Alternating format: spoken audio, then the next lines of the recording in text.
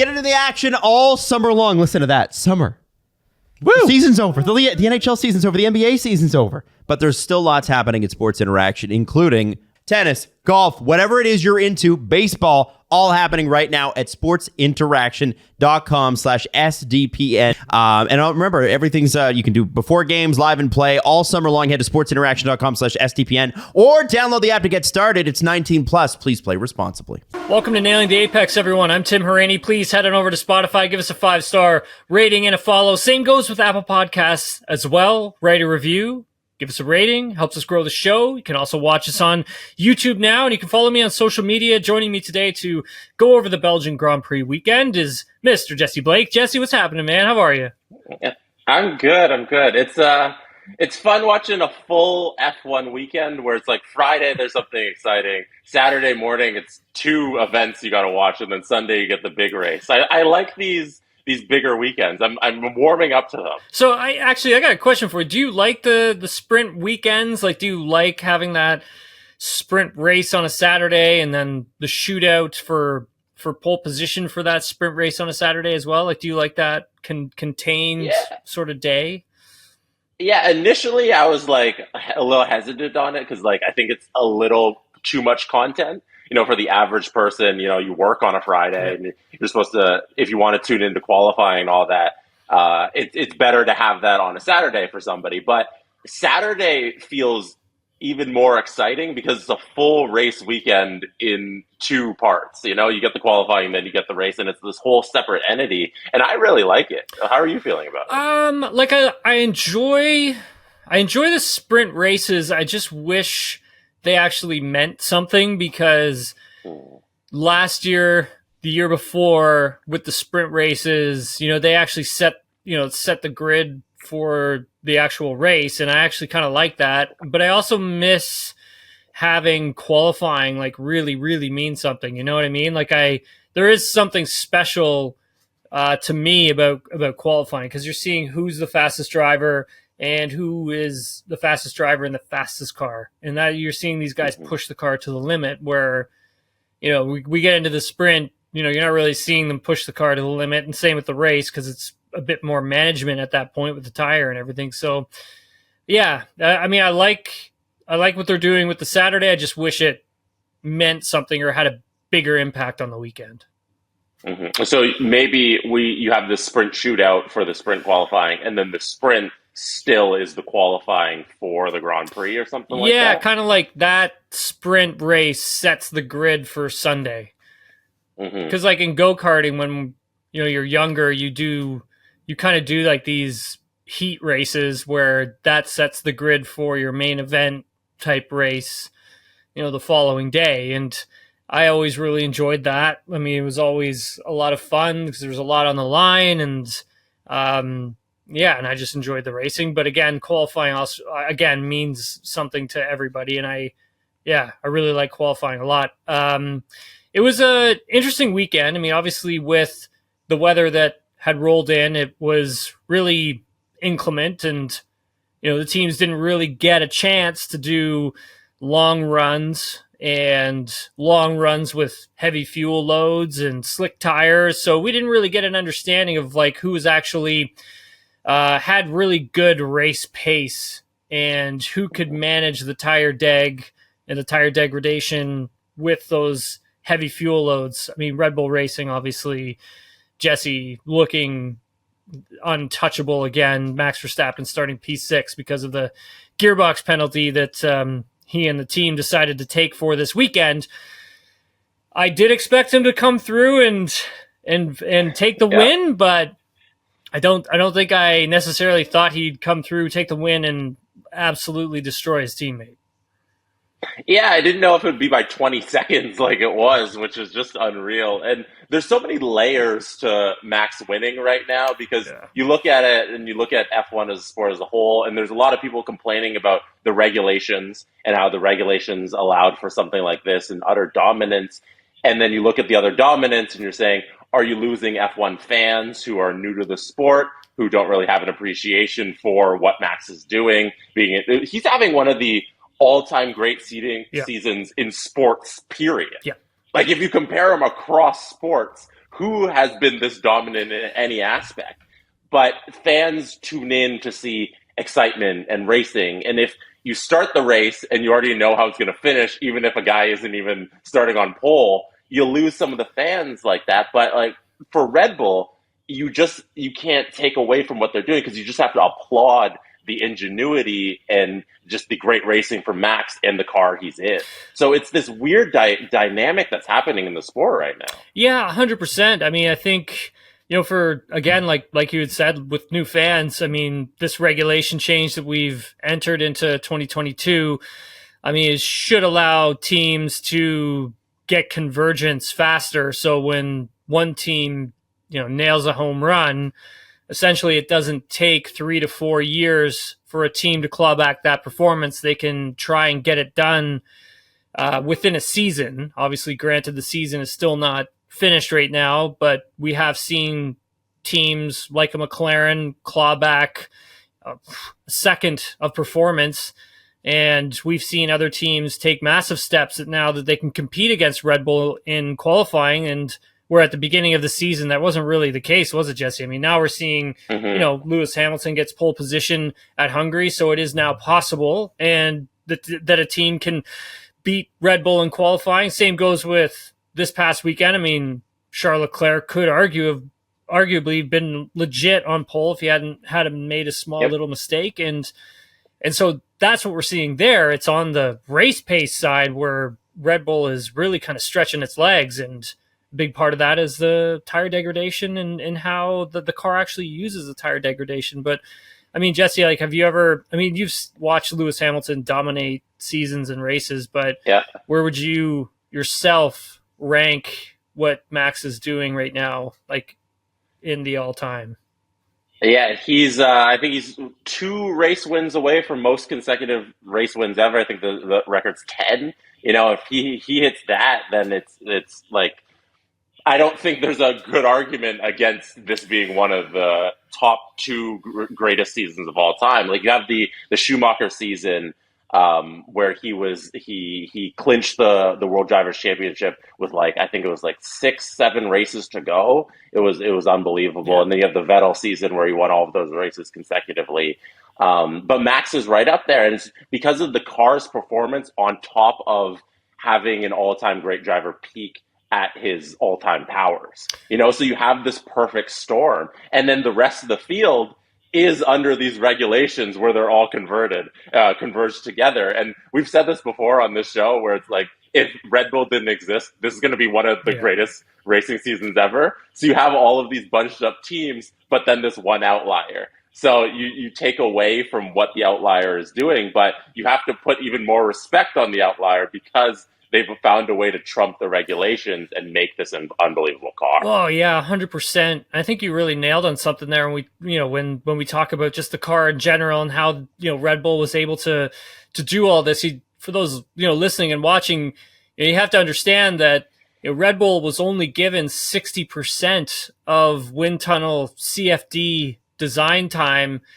They were to have 70%, but they got hit because they went over with the cost cap for 2021. That affected them for this season in terms of getting parts onto the car. So when you look at it, when Red Bull starts up the wind tunnel, that costs them a run in their allotted time that they've been given for the start of the season and up until June. I mean, so you have one guy who just accidentally hits the wind tunnel button, and boom, you've costed yourself a run in the wind tunnel. And then if you look at further down the grid, other teams are getting 100%, 110%. So that's like infinite. They can do as much as they want at times. So for Red Bull, have to be very strategic in terms of going into the wind tunnel, executing, putting parts onto the car, and making sure that they work. They've built an absolute monster in that small little window that they have, plus cost cap on top of all of that as well. This is probably, we will look back at this season and just marvel at what this team and driver combination have done, Jesse. I think this is like, we are literally watching some big time history being made here this season. and who knows if we'll ever see it again. Like we may not. So on the appreciation side, I appreciate like what Red Bull has done here, and I appreciate what Max Verstappen has done here.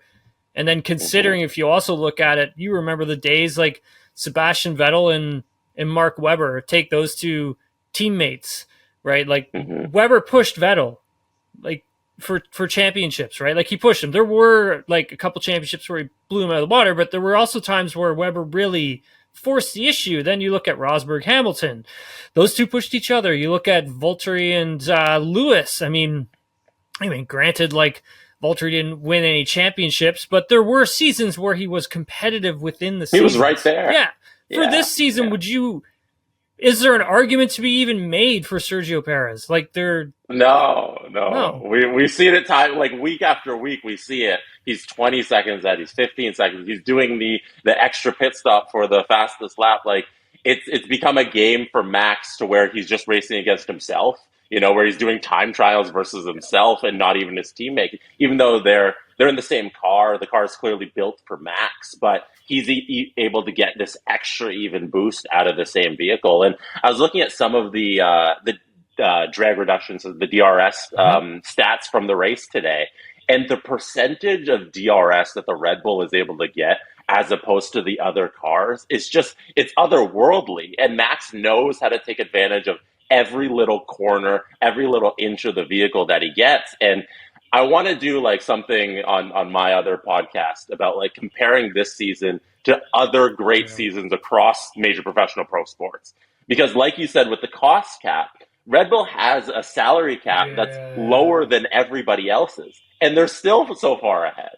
It's an unbelievable thing that we're watching, and I hope F1 doesn't lose fans because of this. Like, I don't know where you stand on that, if this domination is bad for the sport. I mean, I think like when you get like an influx of new fans like we've seen over the past few seasons, it's like you kind of said there where they may not understand what they're seeing right now, and it may just be like, this is kind of boring stuff, where it's like, I mean, no, what this team and driver have like been able to accomplish when these teams are so close together, it's remarkable. And you have to hope that you don't lose all of them. I mean, they're not going to lose all the new fans that have come in, because there are a lot of them who've really stuck around through all of this, and hats off to them, right? Like, I mean, if it's not for the fans, then we don't go racing, right? So I think at the end of the day that when we get to October, maybe November, I do see teams clawing in to Red Bull's advantage in the race. I mean, like I'd said, that qualifying thing has already been, there are teams now that are quicker than Red Bull in qualifying. It's just the race pace that needs to be worked on, and that's going to take a few months.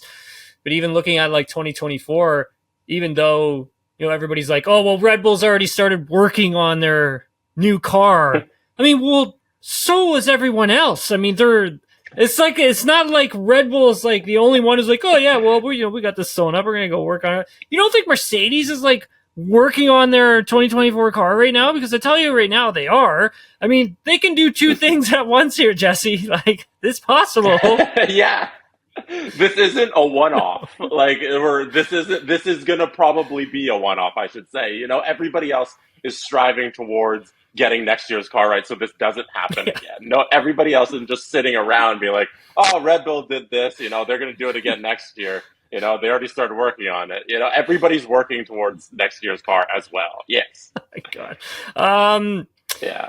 For this race in particular, coming into it, I mean, when I don't want to say put a grade on it, but when we already know Max Verstappen's like an A+. I mean, yes. For Sergio Perez, like, what would you grade him up to this point in the season? In the season as a whole, it's somewhere, I think, in a B. It should be every time Max finishes in first, Perez is there in two, because you have the same car. The car is so much faster, 20 seconds faster than you. You have to at least be faster than the rest of the field. If it's an equal car, then it's a whole different thing. But seeing him fail in the sprint, he doesn't finish because he has that collision with Lewis, and then seeing him complete the Grand Prix and he finishes second and all of that. He has a decent weekend looking at as a whole, but I assume Red Bull's not happy with his total performance this year. I think they would have expected more championship points out of him at this point. Yeah, I think so too. I mean, it kind of goes back to, Christian Horner, stomping out rumors of Sergio could be replaced, mid-season or by the end of the season. And then Horner reminding all of us that this guy's got a contract with us until 2024. I mean, obviously with these contracts, there are loopholes, I'm sure. But for Sergio Perez, this is his first second place finish since Miami Grand Prix. Jesse, that was back in May. And arguably he's got the fastest car on the grid. So I think for Sergio, this summer break, I mean, definitely going to have to go back and, do some digging through some data to try and find out how he's going to be able to claw back performance from Max. Yeah. And I mean, granted in the race, it was 22-second gap between the two of them. Sergio did say in his second stint that he had an off at turn 11, and that's why the gap was kind of big, but the gap was already kind of growing big. It wasn't, obviously 22 seconds is huge, but at the same time, I mean, hey, it was probably going to be over 10 seconds for sure. And that's still a ton of time in considering how fast Max opened up that gap when he passed him. And oh man. Yeah. No, the hope for F1 fans when we saw how fast the Red Bull was that we'd get a battle in 1 and 2. We'd at least see Perez pick up some race wins, challenge Max for a little, and consistently we see Max at the front and Perez just trailing behind with the rest of the field, which is, I don't want to call it unacceptable, but it's disappointing if you're Red Bull and you're looking for those points, and it's disappointing for fans who want that challenge. I think Helmut Marko also commented, I saw the quote last night before I went to bed, so Saturday night, I think it had, I'm paraphrasing here, is a quote that Helmut Marko gave, essentially saying that now that Sergio's championship dream is over, he can now focus on, being fast again, essentially is what it was saying. And I was like, man, that guy can cut deep sometimes, dude. He's ruthless. It's unnecessary. You don't need to say that. We know Max is going to win. You don't have to take a dig at Sergio to try and motivate him or whatever he's trying to do. He's willing to say anything. I know, right? That's the thing with this guy. I mean, sometimes Helmut just starts saying stuff. Let me see if I can find the quote. Says Helmut Marko thinks that Sergio Perez has woken up from his championship dream. Oh my God. I can kind of understand what he's saying in terms of Sergio's probably putting a lot of pressure on himself, knowing that he's got a car capable of winning a championship, and then having the understanding of, can I actually do it and take it to Max Verstappen? And I think that's where that pressure, lies. But I think at the same time, when I look at the car and Sergio, and kind of feels like the car kind of went away from Sergio a bit. And I think that is a bit more with development, more so than it is with actual driving, but at the same time, Sergio's got to figure out how to adapt to that. So like I was saying, he's got some work to do during the summer break so he can come back and try and take it to Max. But for Ferrari, Charles Leclerc finishing in P3, Ferrari's got to be happy with this one, Jesse. Oh yeah, no, I was very impressed with Ferrari because when it was Lewis in fourth and Leclerc up there in third, you're like, okay, eventually Mercedes is gonna, because their car weirdly just seems to come to action towards the end of the race, and you're like, okay, he's biding his time, and eventually he's gonna get back that speed and overtake Leclerc. And Ferrari was able, Leclerc in particular, was able to manage the tires great throughout the entire race. They had a good little pit stop strategy where they stayed ahead of the Mercedes, and they finished on the podium. It was a great Grand Prix for Leclerc, and I don't think there should be any complaints for him there. Sainz, on the other hand, is really unfortunate. When you look at Ferrari as a whole, for this season, are you disappointed, or are you kind of accepting of where they are, considering, the big changes that they've actually had internally at the team, even coming into the season with Mattia Binotto leaving? There was a lot of changes, but I still think they should have been ahead of where they were. You know, you saw how fast the Aston Martin was to start the year. I think Ferrari should have been right there with them. Yeah. You know, all those points that Aston Martin got early on, Ferrari could have picked up some of those. And even with the Sainz decision to have him run out there for how many laps did it take? 20 plus? It was like till not the mid 20s when they finally retired the car. It was like the 23rd lap they brought him in to retire him. Even those decisions are questionable. What's the point of running him in last for 20 laps when you know the car is just dragging behind the rest of the field? Only thing I can think of, and like I was thinking the exact same thing, because he was dropping like a stone as soon as he incurred that damage, and I think it was about 5% aero loss, which is a huge amount. And I think like for Ferrari, they brought him in, and I thought, okay, that's it. They're going to shut him down. But then they like strapped on a new set of tires and they sent him out. And I was like, the hell? I'm like, what are you doing? I think what they were trying to do was understand the different tire compound that they put him onto so that they could get the information to get to Leclerc to see if this was a good idea for him to run on that tire when eventually Charles got to it. I think that has something to do with it. But then on the flip side of that, if you're having a 5% aero loss, you're not going to necessarily really understand what the tire is actually doing. So when I look at Ferrari this season, it just feels like it's an incomplete season. They got off on the wrong foot, obviously, and they've had a ton of turnover behind the scenes, and they've let go or lost some key personnel. I mean, Laurent Mekies, leaving to go to AlphaTauri for next season to take over the team principal role over there. That's a huge loss for this team. I mean, and now you got to try and figure out how to replace him. And so I think for Ferrari as a whole, this is a month by month, year by year thing that's going to happen here, where this could take like more than a year and a half for them to sort this out. And the problem with that is it affects your race car. And you only go kind of backwards from there, but it does look like they've made some strides within the actual race itself. I mean, at the beginning of the season, they really struggled with tire degradation in the race, like massively. They were quick over one lap. Charles Leclerc, obviously incredible over one lap. But like when the race kicked in, the tires just like went away really fast. Where in this race, it showed a bit more of an improvement. They didn't have a high amount of tire degradation, considering this race was, they were predicting that there was going to be a high level of it, which means if your car chews through the tires, it's going to do it even quicker. But for Ferrari, it kind of looks like they were able to manage it, which has got me kind of thinking that, they're maybe started to get this thing back onto the right path. But yeah, sucks for Carlos Sainz. I mean, you remember, Jesse, at the beginning of the season, I was on the Sainz like hype train, man. Oh yeah, no, you were really big on his 2023. You thought he'd explode this season, and it just hasn't come to fruition. I was so disappointed. Yeah. But the Mercedes of Lewis Hamilton. So Hamilton and George Russell running different rear wings for this weekend. But Lewis, again, he has been stringing together quite a few good races ever since they made that switch to this entire car in Monaco. I mean, it looks like Lewis has kind of got the handle of this thing better so than George. I mean, I think George was learned and was operating last year's car better than Lewis. And I think partially up until Monaco, I think George was the faster driver, but now tables have turned tables.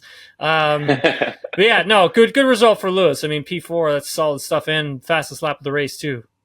Yeah, no, I loved him pitting and trying to take that away from Max and successfully doing it on lap 44 of all laps. It was a beautiful serendipity for Lewis. It was fun. It's not quite revenge for the World Championship, but anything to take away from Max, I think he enjoyed it. But seeing Lewis and George out there, it's interesting. This weekend was fascinating just from like a technical standpoint, because you saw teams pick and choose what weather they wanted to allocate the car for. So you kind of get more downforce if you're going for, you think it's gonna be rainy, you kind of ease up the car if you think you're gonna be driving on wet.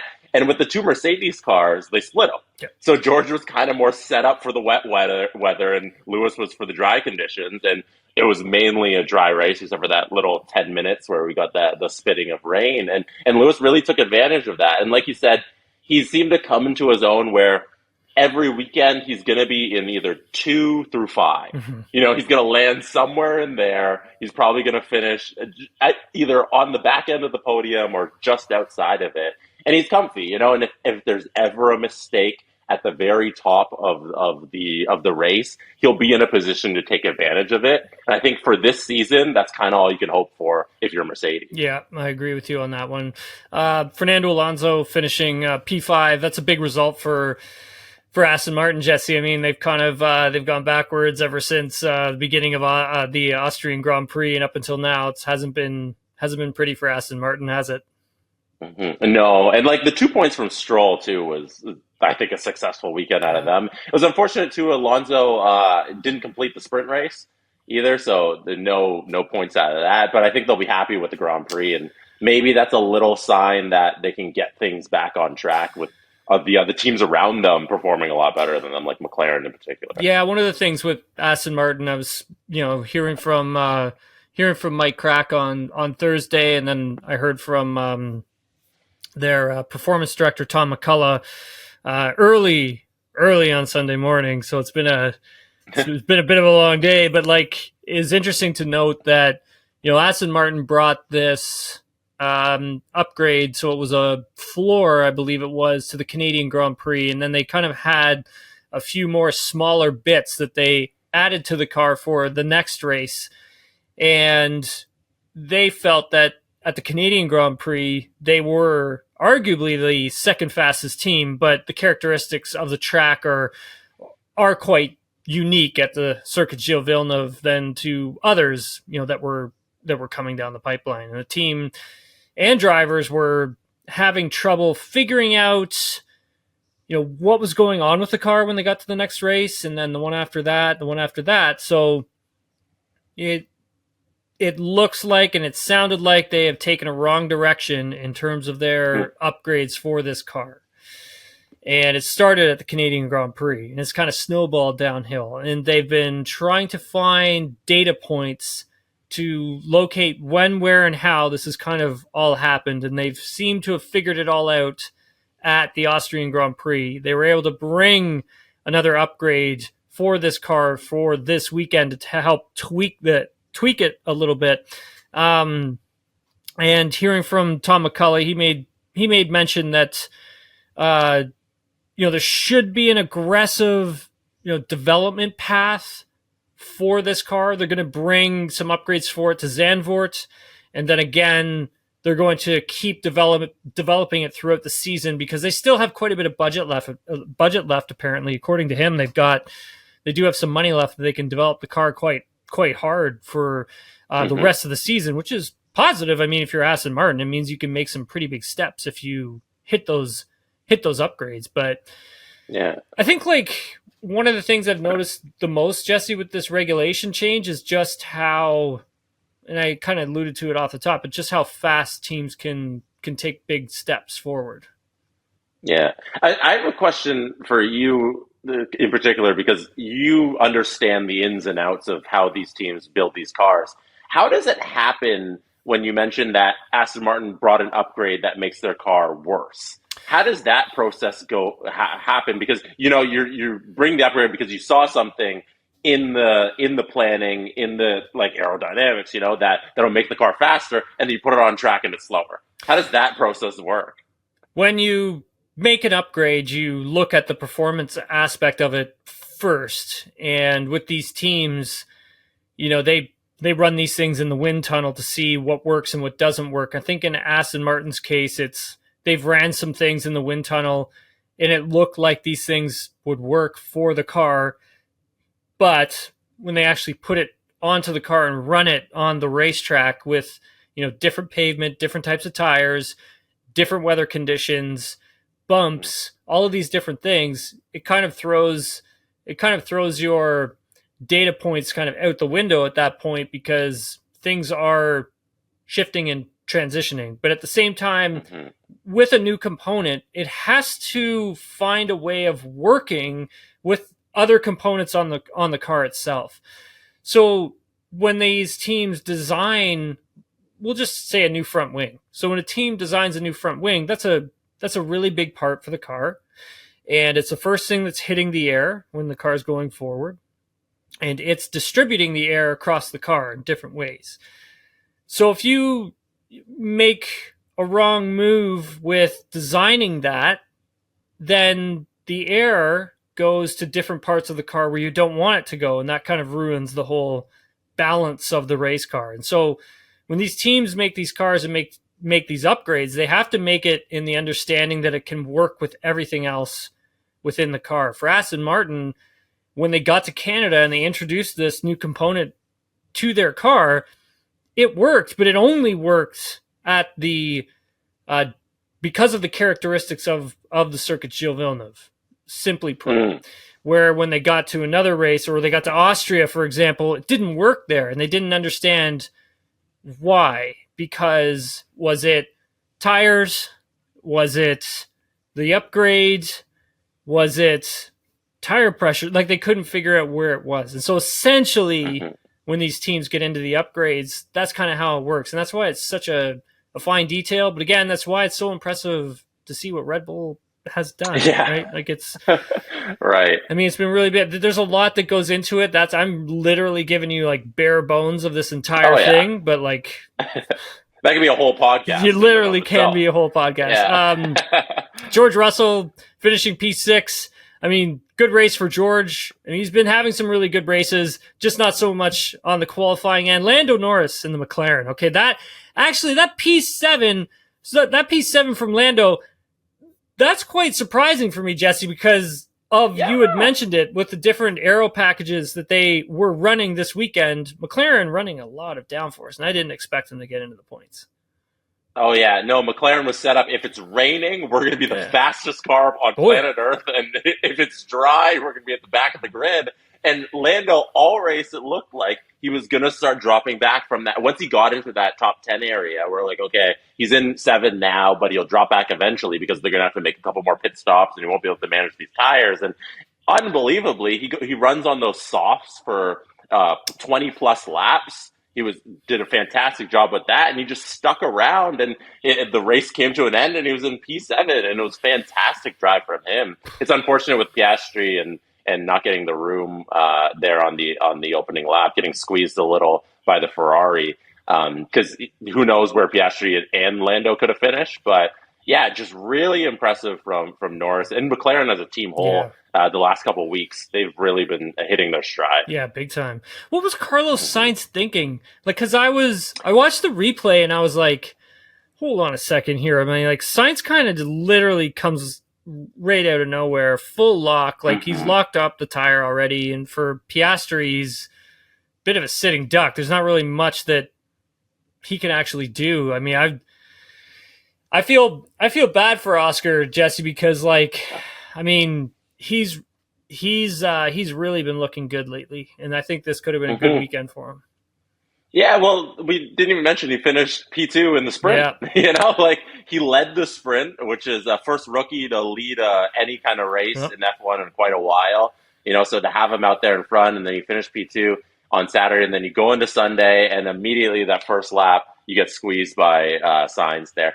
I saw in the replay that on the outside of Sainz, Lewis was sitting there, and some people were starting to say, like, Sainz is turning in because Lewis is on the outside of him, but he locks up and he just goes straight for that corner, which is, I think, a no-no. And if he got away, I think there probably would have been a penalty for the racing incident, but since his race was pretty much over after that, they probably left it and let it be. But it's very unfortunate for Piastri because he's looked fantastic the last couple of weeks, and that's a rookie who's really thriving in his first year. Which is really impressive to see. I was hearing from Andrea Stella on Saturday, and a reporter had asked him, like, where sort of, his trajectory was or where his ceiling was. I'm kind of paraphrasing the question, but essentially he was kind of getting at, where can Oscar kind of go from here in terms of, his talent essentially. And Stella basically said, well, look, I mean, the guy's always been talented. He's been talented since the beginning of the season. It's just that we've now got a car that he can go and battle with. And I think for Oscar, it just kind of is going to come down to learning a bit more with that sprint, second place finish that he had. I still think there is some learning in there that he needed. Like he did at some points overcook the tire a bit, and just trying to understand what you're doing with that intermediate tire in certain points of a race is important to understand that. And that comes with learning, and that's that experience. And so, I was asked, like, who's going to get the first win at McLaren, right? They're like, who's it going to be? Is it going to be Lando Norris? Is it going to be Oscar Piastri? And I'm like, well, judging by the sprint and what happened there, and then looking at, the British Grand Prix, I got up close and personal with that race, so got a good look at, like, how Oscar kind of learns. And I would say it's going to be Lando, like that. That's where I'm at on that, just simply because of the experience, not necessarily the talent. But, Jesse, did you expect Oscar to really push Lando like he is this season? No, not at all. Because, like, we've seen what the other first-year F1 drivers are doing this season. And, like, Hulkenberg has a disastrous weekend. And it's having Piastri come in and be this good, I think, is unexpected in any respect. And, like, Lando's obviously the better driver, and if you're a betting man, you're probably going to put your money on Lando getting that first win ahead of him. But it's just an overall impressive season. Yeah, I agree. Behind Lando Norris was Esteban Ocon. Alpine running a brand new floor to their car for this weekend. That's a huge performance upgrade for them. But also with Alpine, Jesse, did a podcast on it on Friday, the emergency pod, when found out that Otmar Safnauer had been let go by Alpine, and same too with Alan Permain, and then they let Pat Fry just literally walk down to Williams, and he's going to be working there now. It's like, what are you doing? Like, this points scoring position and the success that Alpine has had this weekend has nothing to do and no reflection on what transpired on Friday.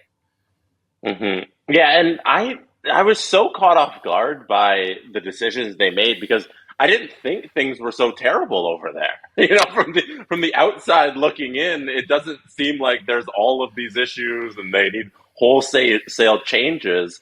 But apparently that's what they think. And you see how they've been racing this year. It hasn't been bad. I think they've been about where they should be. And it was a shocker that all of these decisions came down, and it must be like a really like melancholy weekend for them down at the paddock, having all of these people just leave them after the race today. I think I don't know if you saw it, but Alain Prost, who used to work at Alpine, also Alain Prost, the Formula One world champion a few times over, pretty good driver. He had this to say about Laurent Rossi in an article in L'Equipe that was published on Friday evening. Quote, Laurent Rossi is the most beautiful example of the Dunning-Kruger effect. I have no idea what that is. That of an incapable leader who thinks he can overcome his incompetence by his arrogance and lack of humanity. Laurent Rossi was the CEO of Alpine. The Renault Group a few weeks ago came in and moved him to a special projects. Apparently he's going to be working more on the Alpine car side, trying to get another new car out into the market or something like that. And then they've brought in a new guy, and then they've also brought in Bruno Pham. And I explained it on the most recent podcast of Nailing the Apex. But Prost wasn't holding back in his article written in L'Equipe, Jesse. Like he really went after him. Yeah, so the Dunning-Kruger effect is essentially like the less someone knows, the more they think they know about something. So like the dumber you are, the more you think you're knowledgeable about a situation. So it's a pretty big insult to him, He's saying essentially he's so dumb, like he has so little knowledge about this area that he thinks he has all of this knowledge about the how to run an F1 team and all that. So horrible. it's definitely not a compliment. Oh God, that's ruthless. Yeah. So pros. Yeah, go for it. No, go ahead. No. I was gonna say I wonder how this is going to affect the second half of the season. Like, do we see Alpine tank completely? Like, is things going to... I think their drivers are too talented and the car is decent enough that we don't see an effect really on the racetrack. But who knows, if you make these wholesale changes, like, we could see some sort of diminished return out of Alpine. Yeah, that's a good point. I mean, I think it's going to affect them. It has to when you bust up a management structure like that. I mean, they just let 3, like, extremely knowledgeable, experienced Formula One people like go, and it's like, who are doing a good job. Yeah, so what are you doing? Like, what are you doing? Like, it's just so strange. And there's a lot of people in the paddock who just don't even understand like what they are doing. Like a lot of the journalists were grilling Bruno Famin, who is essentially the interim team principal. But again, like Safnar was reporting to him, like grilling this guy, like, what's going on? What do you do? Like, he had no answers, none. Like, he couldn't answer a question. It was scenes. Never seen anything like it before in my life. I was watching it. I'm like, what the hell is going on here? And I think, like, if we go back to that L'Equipe post from Alain Prost, essentially in there, and I'm sort of paraphrasing, it was in French, so I had to do my best to rattle through it. But, you know, essentially he was kind of referring to structure of the team. And if you go back to like 2005, 2006, when like Renault was winning championships with Fernando Alonso, if you look at that managerial structure, I mean, essentially it was like Flavio Briatore like running everything, and then you had your number one driver and Fernando Alonso, and then you had a small team that surrounded him, and that was the focus, but that was also which gave them a ton of success. So if you look at like Red Bull Racing, you got Christian Horner, who's, you know, president, CEO, team principal, Red Bull Racing, and then same applies with like Toto Wolff over at Mercedes, same deal over there. And those are 2 Formula One guys, and the buck stops with them. I mean, that structure and those teams, super successful, right?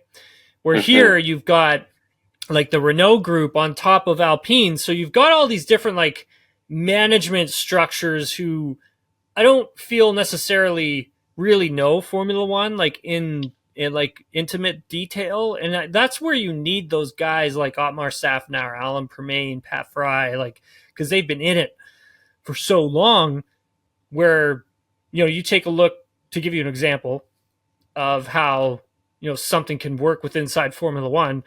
You look at this cost cap expenditure thing that these teams are trying to get implemented. Well, one team in particular, Williams, wants it so they can inject some money into their factory because it's old and they need new components. But these teams need to agree on that, to agree to allow that expenditure to increase.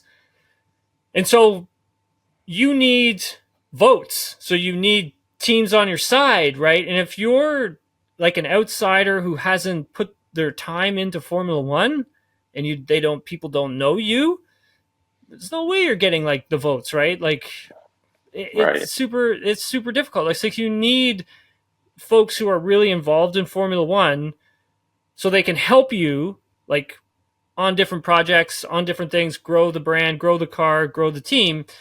So that's why this was just so strange. It just didn't make any sense at all, especially like even just letting Pat Fry walk down to Williams and you know, they snap him up. It made zero sense. No, we know that the structure of F1 teams works best when you have the person at the top who is kind of in charge of everything and whatever they says goes, and that person is an F1 person, you know, a lifelong motorsport F1 guy or woman or whoever it is. But that's kind of the structure, and top down it flows from them. And here you have like the business side, the car manufacturer getting in the way, and that's never going to be a successful way to run an F1 team.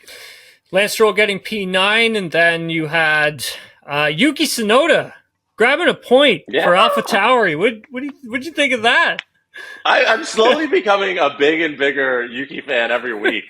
The AlphaTauri looked unbelievable at points. In the middle of the race, the AlphaTauri just came alive, and Yuki was able to take advantage of that. And having Daniel obviously on his team now it makes for a great dynamic for them, because you have two real fun drivers that people can root for.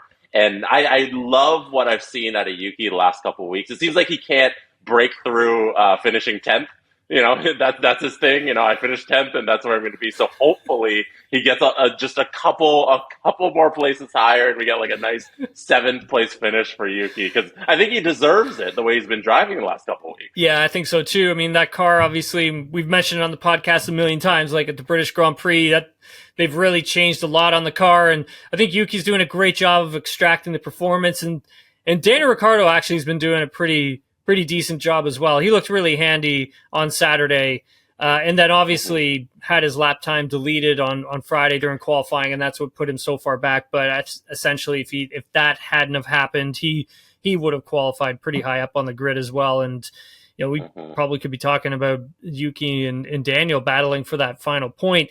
If that hadn't have happened, that rounds out the point scoring positions top 10. Jesse, just your thoughts on the season so far. What have you thought about the season up until this point? It's been very entertaining from an outside of Red Bull perspective. We've touched on it a couple of times, but there's so many storylines this year. It feels like we've had a full F1 calendar, even though we missed a couple races, and we missed the one race, and there was a couple weeks in between and all that. But there seems like it's been nonstop F1 since they've gone underway, and I think there's a lot of storylines unfolding in the mid pack. And it's going to be the second half of the season, I think, is going to be fascinating, because who's going to come with the big upgrade that's going to be the new the second car, or even chase down Red Bull, because we see in qualifying, they're all right there. And it's about that unbelievable tire degradation that the ridiculous car that Max has is able to maintain these tires. If anybody can match that even slightly, we're going to have a fun second back half of the second season. Do you think Red Bull can win every race from here on out? Now, remember, the last team that got really close to doing it was McLaren, 1988, where they lost one race out of all of the races that they had that season. And I believe, if I'm not mistaken, it was Ayrton Senna leading the race. He got into it with a back marker. It was a Williams. And essentially that cost them the record, essentially. Do you think Red Bull can run the table here? I think they are trying their best to do it. I think they have a legit shot at it. It looks impossible right now, but it looked impossible to get to this point in the season. We're halfway through the season, and I remember early on we all said no. By the time we reached Silverstone, that was kind of one of the big benchmarks. No, by Silverstone, people will be chasing down the Red Bull, and then by the summer break we'll be in there, and somebody will have won a couple of races. And now we're here. They've won every single race, and I don't see, if they keep trying for it, I don't see how they won't get close. I'm not guaranteeing they're going to do it, but they're going to get awful close. Man, I look like such an asshole when I'm a few months ago, I'm like, there's no way Red Bull's winning every single race, and there's just not possible, and no way, they're going to, Max is going to screw up, something's going to happen, and someone's going to take the lead, or they're going to close in on them, if there's going to be another team who's going to close in on them. Hasn't happened, and now I'm eating my words. Now I am strongly considering they are going to win every single race from here on out. There's a chance. Oh, there's a legit chance. That is it. That is a story. If they are able to do that, dude, that is a massive story. Unheard of. Never heard of anything like that ever happening. Yeah, it's gonna be one of the greatest sporting performances ever. Yeah. You're gonna start ranking it up there with Michael Phelps's his peak Olympic runs and those sorts of records. Or Tiger's '90s golf records, or Wayne Gretzky's assists records. It goes into that category of sports if they could do it. What's your favorite moment so far from the season? Do you have what is it? What is your favorite moment? I'll give you mine. You think about it. I think for me, I would say Max's, like Verstappen's Monaco Grand Prix qualifying lap is for me a standout moment because he literally wrestled that thing away from Fernando Alonso in that final sector in Q3. Absolute, just such a lap. Never seen anything like that before. I mean, I thought that, for me, that's one of my favorite moments. And then I think personally one of my favorite moments is doing this show for sure with you guys, because it's been a hell of a good time, dude. I've had so much fun working with you guys. It's been great. And then obviously all the other things I've gotten to do on top of that, like going to the British Grand Prix, that was excellent. Canadian Grand Prix, excellent. Miami as well. Have a couple more that we're going to, but yeah, getting those opportunities have been, for me, my favorite moments for sure. I think my favorite moment of the season so far has been, it's for our dear friend Adam Wilde, frequent guest of this show, the turnaround from McLaren. Yeah. Because at the beginning of the season, we thought they would have been down there with Williams and Haas. Like that's what it was trending towards. Yeah. That's where they were going to finish. And all of a sudden, they bring these upgrades, and having, I think, the most popular driver on the grid right now in terms of just the younger fans and the newer fans, Lando Norris, having him have this success lately, I think has been so much fun. And I've really enjoyed it, just having McLaren back in this and having Lando have all of this success. And we obviously mentioned the star that Oscar Piastri is growing into.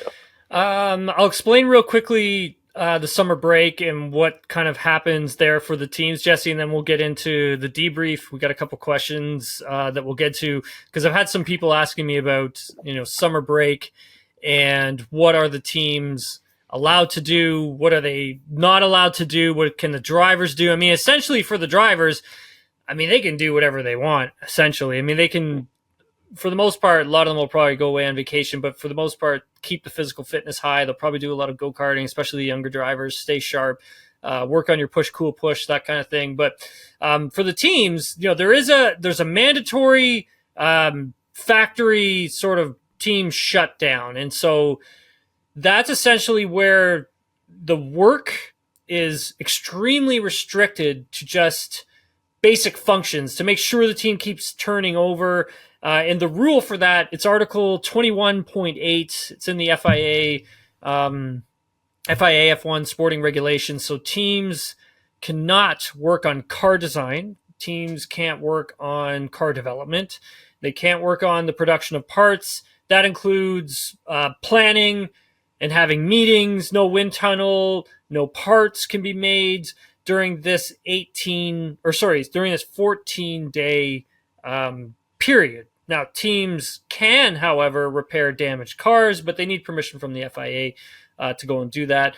And they'll get penalties if they're caught doing work on cars or creating parts, etc., all that kind of stuff. So that's essentially what the summer break is. That 14-day period that I had mentioned, teams can take that within that 3 weeks a week. They can take that whenever they want. So that's essentially how the summer break works. Let's head over. Does it have to be consecutively, or could they say one day on, one day off, one day on, and then you kind of work in 14 days? Yeah, I think it's essentially consecutive, like has to be like 14 days straight off kind of thing, which, I mean, I kind of understand because, these teams, I think like they would, the team personnel need a break. Like they've traveled the world since, the end of February, and they haven't really been home much. And so I would say they need this, right? Like it's important. I mean, people may not really understand, but like traveling the world, for however many months it's been, like 6 months, like that's a lot. It's a lot on your body. It's just a lot. You're away from home, away from your family. So yeah, these teams really need that. Let's head over to the debrief. We'll take your questions from there. And we've got from at Conman81. Is Max's biggest rival this season going to be him and his race engineer? Jesse, discuss.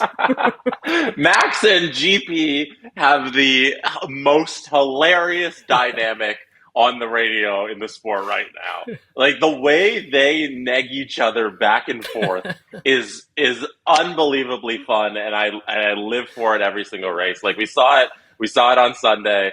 Max teasing them about going in for the pit stop to try and get the fast lap, and then they asked him post race, like, how serious were you about trying to challenge for the fast lap? And he says, I was 50-50 on it. You know, I just wanted to see if they were ready, if they actually had it ready. And when they told me no, I know it's a no. And they're dynamic. Like GB wouldn't be able to go at Max like that if he knew Max wasn't receptive to it. Right. And like Max wouldn't be able to go back at him the same way. So I love it. I think they're awesome for the sport, having those radio calls public and seeing that on television. It's great. Yeah, I agree with you 100%. And this isn't the first time that like Max and like Jean-Pierre Lambiase have gotten into it. Like this is not the first time. I mean, they have gotten into it before in the past. Like I remember like GP literally telling him, hey, like you can't talk to me, paraphrasing, you can't talk to me like that kind of thing. So, yeah, I mean, this isn't the first time these two go knuckleheads and hit each other in the head kind of thing. But I think for Max, he actually needs that stronger person on the other end to kind of really take control of him and tell him, like, you need to listen to me because this is what we're doing. Mm-hmm. I think that's what Max actually really needs. I think on like a different type of podcast, maybe there's a breakdown of how that relationship with Jos Verstappen, his father, plays into his relationship with his race engineer. Yeah, good point. I think there's some similar dynamics there. From App Maple Leafs 85, would you mind explaining the charging light situation Alonso was asking about on Hamilton's final lap? So I saw that question, and so I literally went through the last 3 laps of Alonso's onboard camera, and he never said anything like that. Like that didn't actually come up. I mean, even though when Lewis came back out to try and get the fastest lap of the pits, Alonso obviously closed that gap up to whatever it was, like 6 seconds or something at the time when Lewis came out of the pits, but didn't hear anything on the radio. And then also I didn't hear anything. I went back and I rewatched the last 3 laps of the race broadcast, and they didn't play anything out there. So I'm not really quite sure what you're referring to, but essentially, hopefully this answers your question, but whenever the lights are flashing on the back of the rear wing, there's 3 lights, there's 2 on the side and there's 1 up top, and they flash. Essentially what the car's doing is like harvesting energy. So it's recapturing kinetic heat, all that kind of stuff, and charging the battery. And that just lets the driver who's trailing, lets them know that that's what's happening with the car in front of them. So essentially that's what those flashing lights mean. Other than that, they have lights that are on that are rain lights, and they have to run those whenever it rains. Those things have to be turned on. But yeah, Jesse, thanks so much for taking the time to do this. I really appreciate it. I know it's your day off and everything, and enjoy it. Whenever I can, I love being on this pod. Just talking racing with you it's a joy. Thanks, man. I appreciate that. Let everybody know where they can find you and what you got going on. Yeah, no, everybody go follow at sdpn sports. That's our main feed for where this podcast is hosted. Follow us on YouTube if you don't already, youtube.com/sdpn.